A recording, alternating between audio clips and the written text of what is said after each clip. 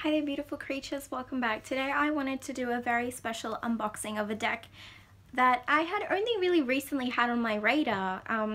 I've been looking for the Intuitive Tarot by Cilla Conway for a very long time. By very long time I mean a couple of months, so not really that long in the scheme of things, but when I saw people's kind of reveals and impressions of the deck, I knew it was a deck that I wanted in my life, but so far I haven't been able to get my hands on it. So I went to the deck creator's website, Cilla Conway's website, to discover that she actually has an oracle deck. And this oracle deck is called the Devas of Creation. So it's spelled Deva. You can pronounce it Deva, but the proper pronunciation is Dewa. And this is the oracle deck of 71 cards, and it's the Devas of Creation Working with the Energies of the Universe by Cilla Conway. When I looked through the artwork of this deck and the messages of this deck, I knew it was one that I had to have. I have been very called in a in a metaphysical and non-metaphysical way to explore and research into theories of the creation of the universe and the interpretation of our reality according to physics.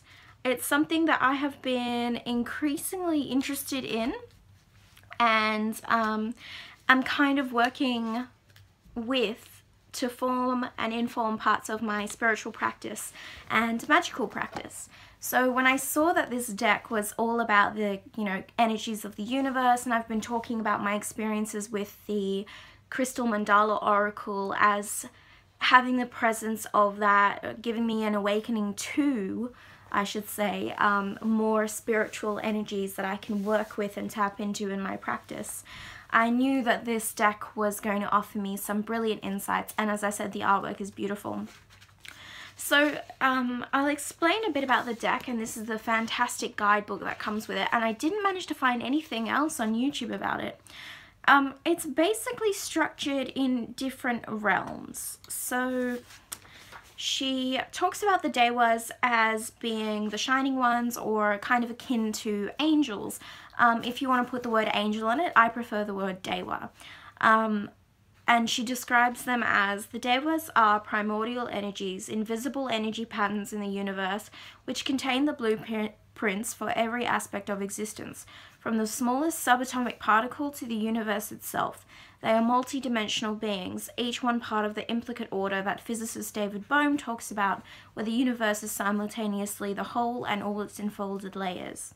So she goes on to describe a bit about what the Devas are, what kind of energies they hold, how they're involved, how you can work with them, and then she goes into the card meanings. So firstly, there is a different structure to the deck. So this is an oracle deck with a structure, which I kind of love. So the first structure from number 0 to 3, and 0 being the void, is the source. The sort of second structure is the first emanation, the shining ones. The second emanation are the fundamental laws. The third emanation is the Devas of the elements. The fourth emanation is the numinous and ambivalent energies. And the fifth emanation are the shadow energies. So that's the unmanifest, the transcendent aspect of the deck, because it's split up into two bits. So then there's also the physical universe, which goes into the Devas of the universe, the Devas of the seasons, Devas of life, Devas of earth, and Devas of the threshold.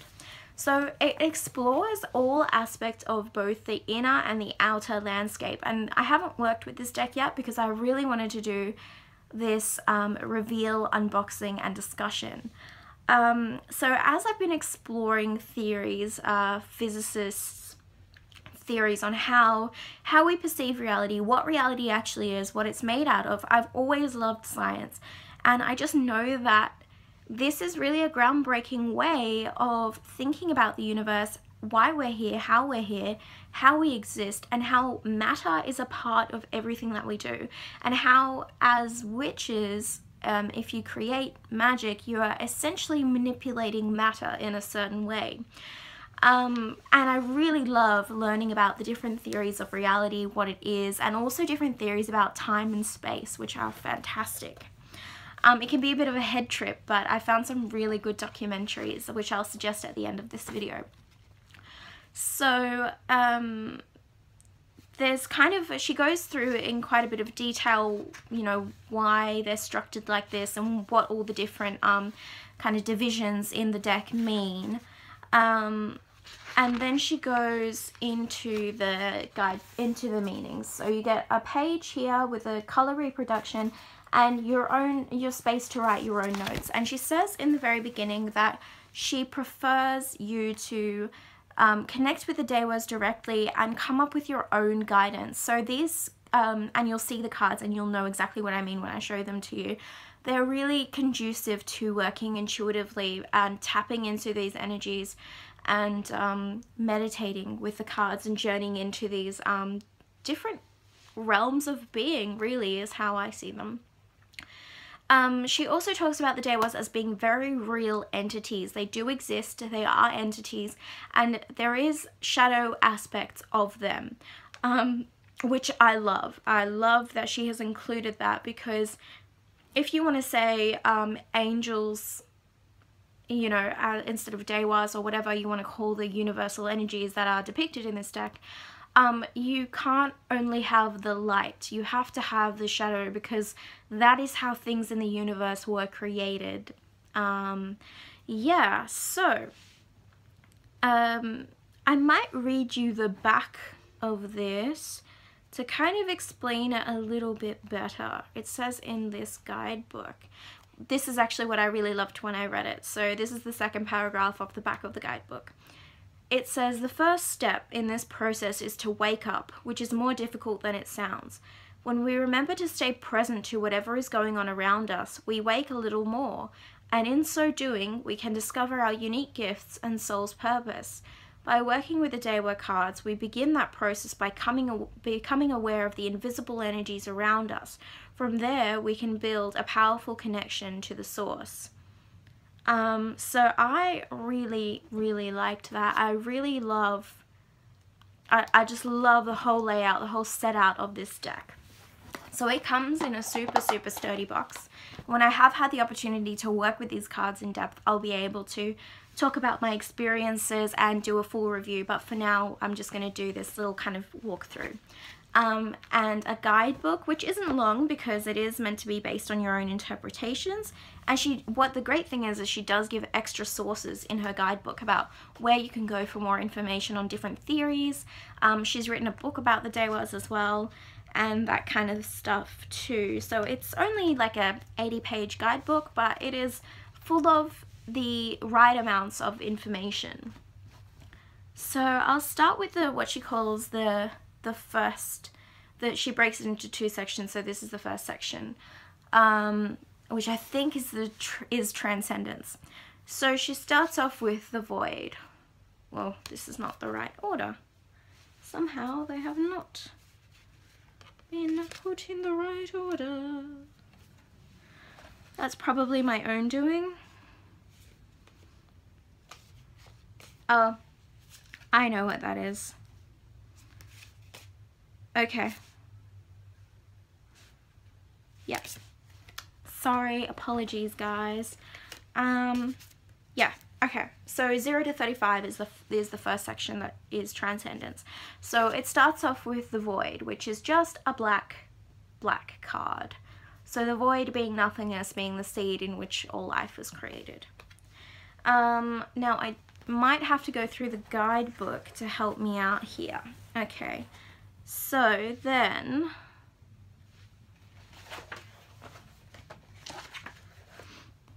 some of these Devas have names and some of them do not. So, and yeah, so this is the first light. So this is all very abstract artwork. It relies a lot on color, and for me this type of artwork really calls to my intuition. It also reminds me of my own artwork that I do.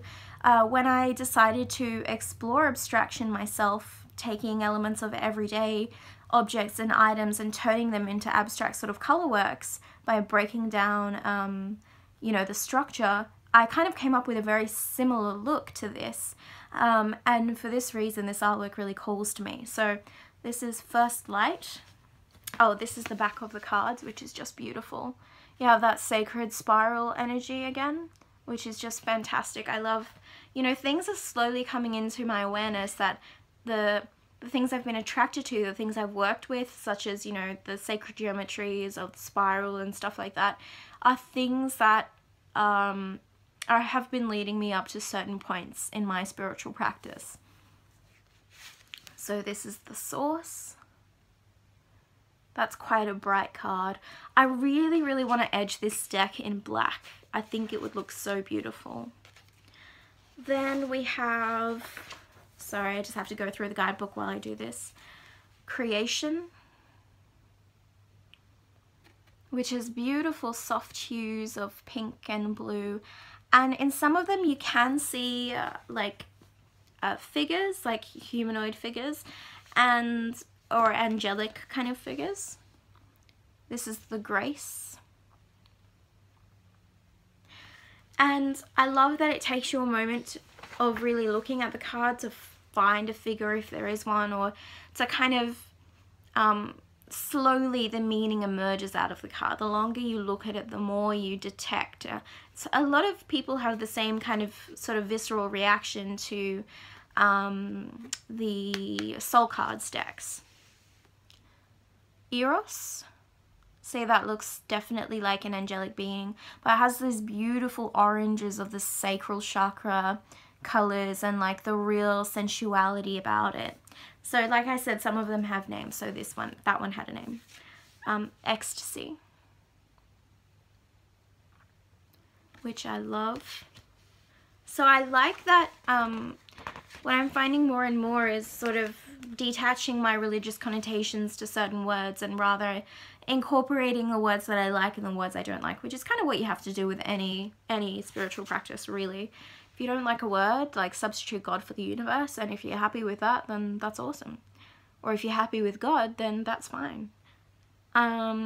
Divine Inspiration.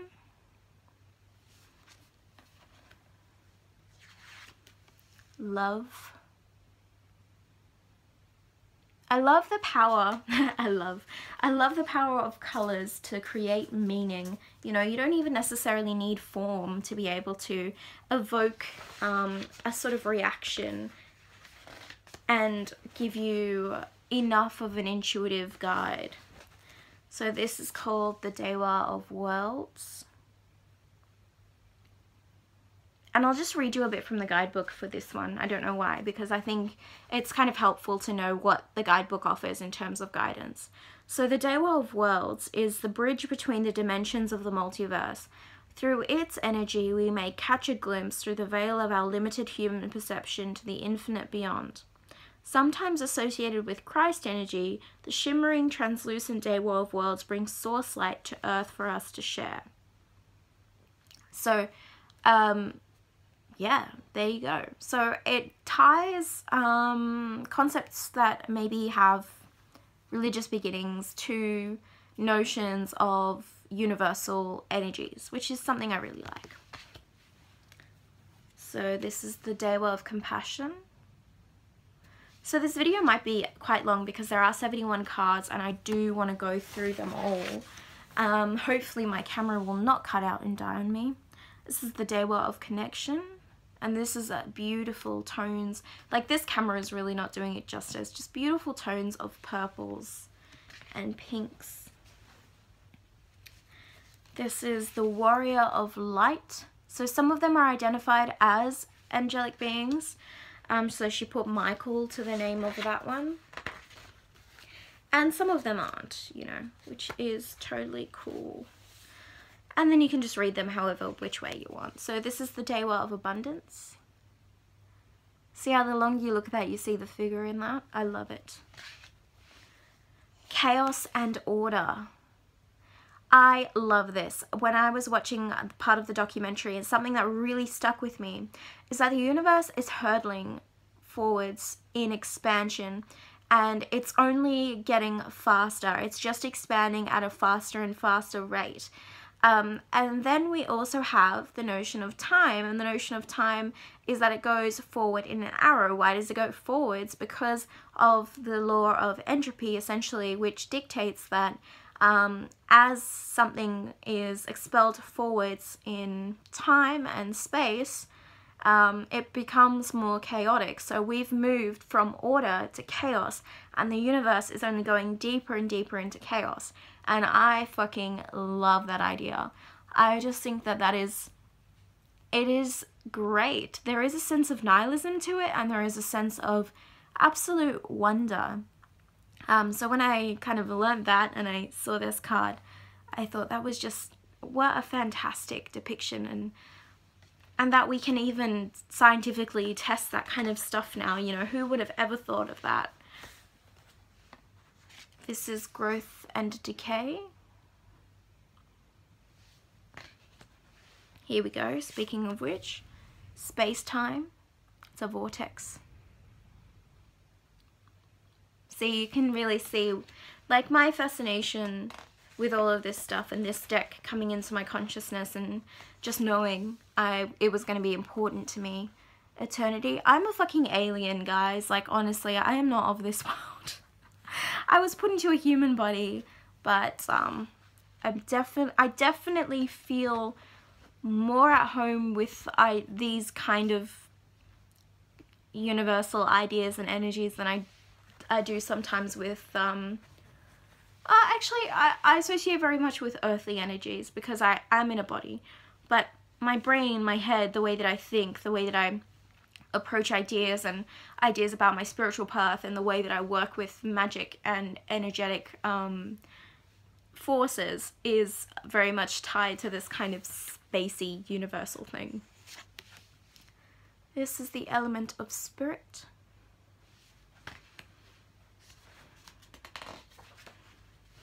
I love this so much. The element of fire.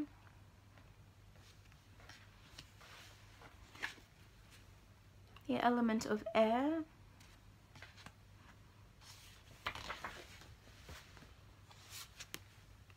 The element of water. I love this one so much. The element of earth. So it really ties in all different aspects of being. This one is called Rebirth Emergent. Initiator. So I feel like this deck would play really well with the Magician's deck, Querea Magician's deck. And also, ever since I saw this, I thought Tower of the She. And I would love to work with those two together. I think I would probably have some fucking out of this world experiences. Witness. Guardian. I feel like this deck will also be very instrumental when I do, well, I'm always doing it these days, it seems, even unconsciously, dream work, and I'd love to get into astral travel, but I don't know if, what my suspicion is that my dreams are actually probably a form of astral travel at times, so I don't know if I'm already doing it without knowing that I'm doing it. Courage. I love that.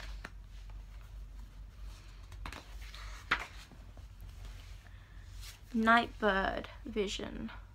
I love that it's just the image, no keywords, nothing, just the number on the bottom if you need it, and you can just interpret it the way that you see it. I love this one.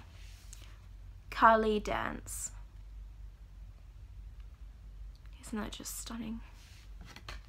But yeah, I think that this deck will look amazing. So now we go into more of the shadow realm. So this is the fifth emanation. They're called the Devas of Shadow. So this one is Dark Night. Not like night as in Batman, but night as in the night. This one is called Prometheus. And the little description, well, one of the parts of it is called Struggling Out of Pain and the Spirits of Past Lives. Prometheus is the mind that thinks for itself and fights for what it believes is right. Even while it is attacked, even dismembered, it perseveres. That stubborn persistence is the most enduring quality of this Deva, while the old gods look down in cold appreciation. So it draws upon all different pantheons, spiritual beliefs, all that sort of stuff. Ambivalence. I really like that. It's caught between two worlds.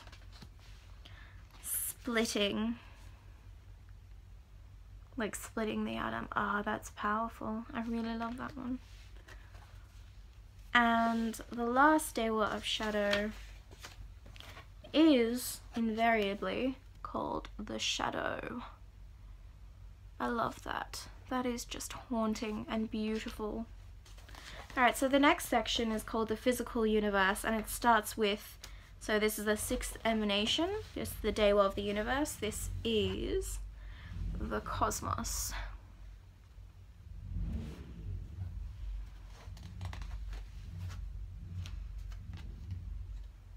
I am confused. Then we have Nebula, and she created all these. So I was up to Nebula before my camera cut out, so now I really don't know how much time I have before things run out.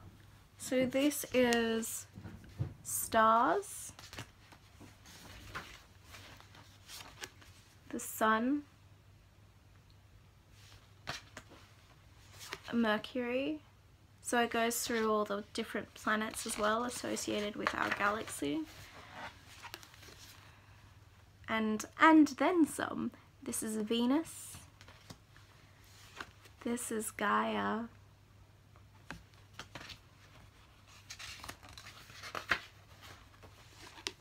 the moon, Mars,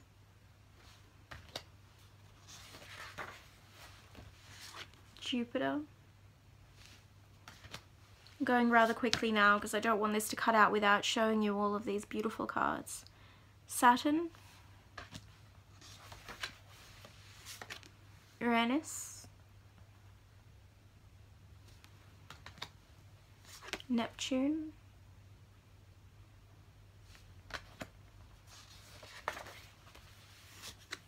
Pluto, and then it goes into the seasons. So this is spring,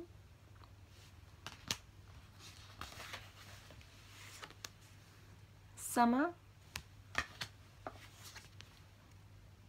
autumn,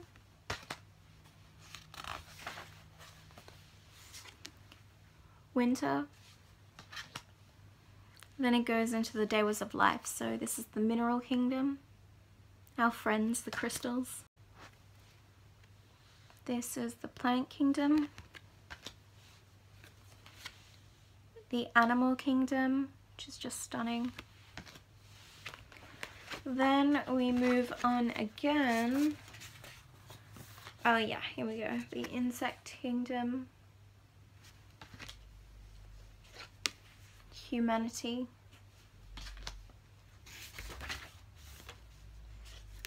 then the Devas of earth, so mountain, valley,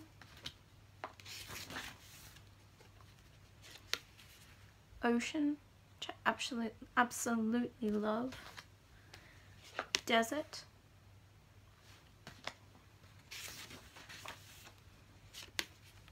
world tree, harvest. Oh, I love this card. Stormmaker, cave. I also love that card so much. And then it goes Devas of the threshold. So this is seed, cells, like cells as in, you know, cells in our body, atom, quantum,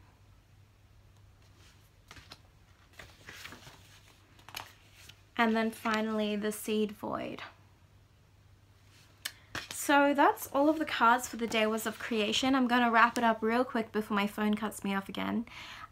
This is a deck by Cilla Conway. You can purchase it on her website.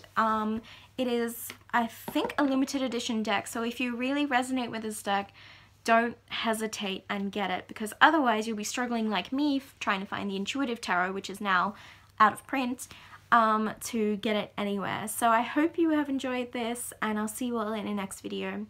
Bye!